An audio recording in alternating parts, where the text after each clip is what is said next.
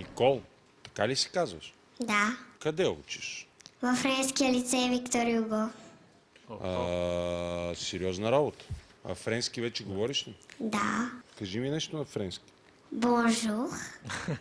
Какво ще ни изпееш? Малка съм аз. Да? И Бяла Коледа. Давай малка съм аз.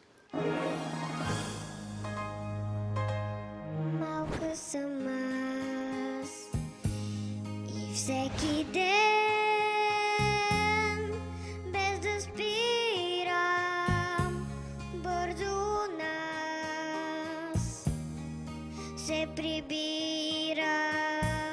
в точния час, но през нощта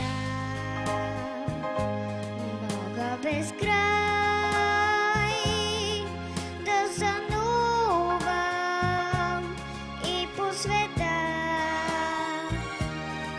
да пътувам към любовта. Като порасна, ще открия романтика, по-прекрасна от всичко, което мечтая сега. Малка съм аз.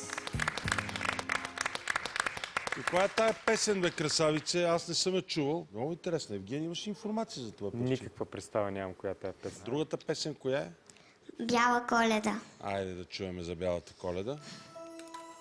От кога ю чакаш ти, от кога ю чакам аз, всички пак да ни събере. У дома, край голямата елха, тук се чувствам най-добре. През прозореца навън, пак е бяло като в сън, и деца играят в снега. И загледана в тях, в мечти потъвам пак, и с теб ли е така?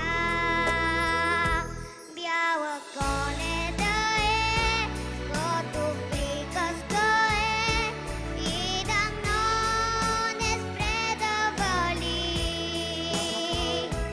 Детски смях да вали и любов да вали още много, много дни. Какви са тия песни, бе? Къде пееш ти? Аз въобще не съм ги чувал. Това са писани специално за тази музикална детска група, в която си ли? Да. Как се казва тя? Казва се Пеещите кенгура.